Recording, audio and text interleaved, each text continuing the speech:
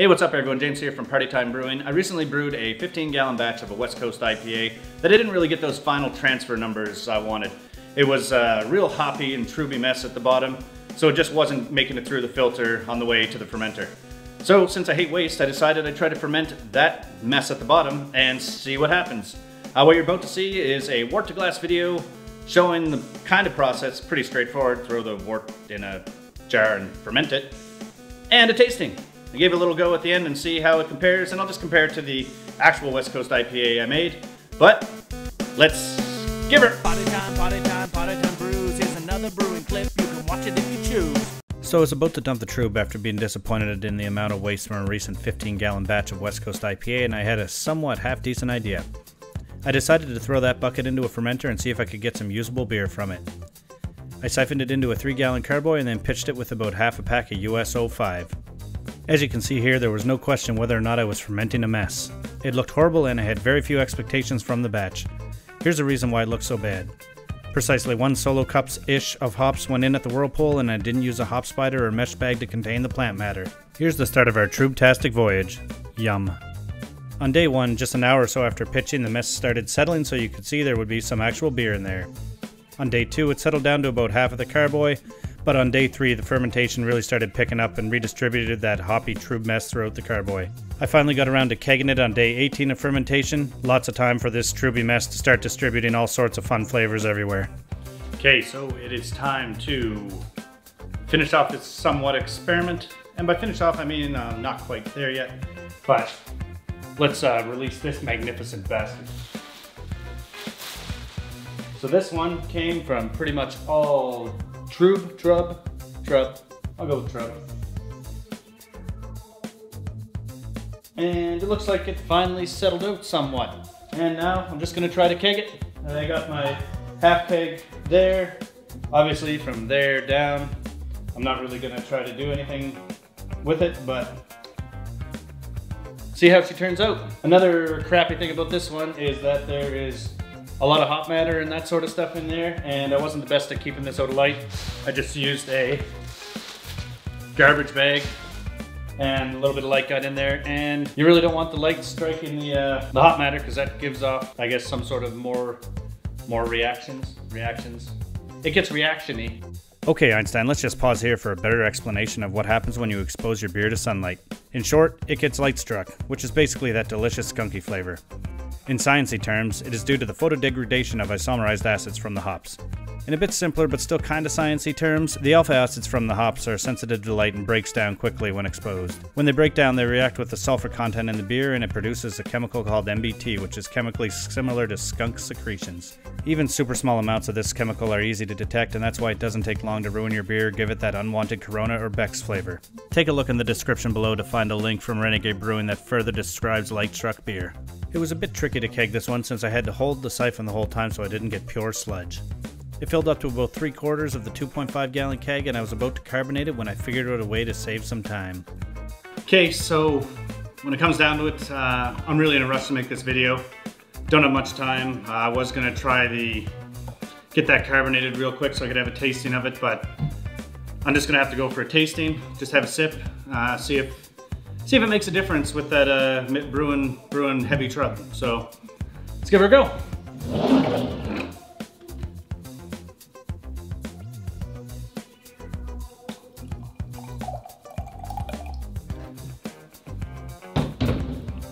Okay, so first impressions off the bat, you can see it's not really the clearest one I've made.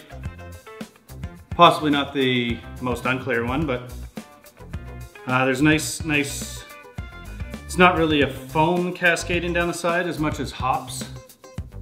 So you know there's lots of hops in this, going for the aroma. It actually has one of the better aromas of anything I've had, probably due to the copious amounts of hops left over in this. But yeah, let's dive in there and see how she tastes.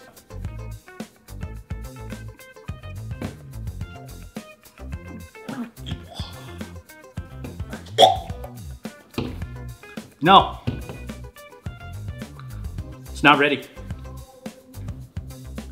Okay, so let's try this again. It's been about a month. I've had both kegs in the fridge for the whole month.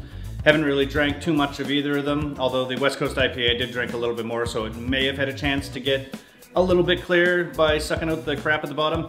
But as you can see by this comparison video, it's obvious which one's the Trub brew. It's a mess. It still looks like good beer. It just looks like a good hazy. It's just not clear whatsoever compared to the West Coast IPA, which is, you could almost describe as brilliant there. You can see right through the glass. But either way, it's time to give it a shot. I will grab it. Okay, so like I said, not the clearest. You can see a few little chunkies still floating in there. It was actually really hard to get into the glass. The keg kept clogging up. For now, it's all about tasting. Let's give this a try. Not gonna lie, it doesn't smell as good as it smelled in that last tasting. The hops, I mean, the last tasting it was just hop sludge, so that's probably why it smelled like nice and hoppy, but it smells like a beer should smell. Nothing too crazy. I don't get any off flavors or coming through or any crazy. Smells mildly fruity. I don't know the difference between stone fruit and all the other types. It's not super citrusy, I know, but it does smell all right. So let's dive in there, give it a little sippy poo. It's fairly bitter, which I guess you'd expect considering how many hops it kind of rested on. I guess it might have a little, doesn't really have a hop bite, just the hop probably overly bitterness, because I imagine just by sitting on that mess at the bottom, it probably really, I don't know if it necessarily upped the IBUs, but it definitely upped the bitterness. But not gonna lie, it's not a horrible beer. So I got, I guess about a gallon and a half or 2 gallons out of it. So it's, I mean, it's worth doing if you have an extra fermenter kicking around. I'd try to ferment that, and even just to see what yourself, the kind of mess. Okay. The after burp gave me a really hoppy bitterness to it. But now I'm maybe starting to feel a little of the hop bite in there. So even after a month, it still is kind of, the hop bite is there. I thought it kind of cleared out, but it didn't. It's definitely drinkable, no issues with that, but I guess let's compare it to the actual West Coast IPA.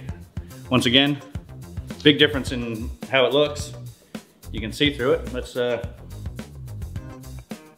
yeah, this one has a lot more fruity taste to it, or smell. It smells really good. It actually ended up a little bit more call it fruity than, a little fruitier than I would have liked for a West Coast IPA. I was looking for a little bit more of the bitterness. But this one, I guess it's kind of bad to do a comparison because this one wasn't dry hopped. This one actually was, but let's just compare them anyway.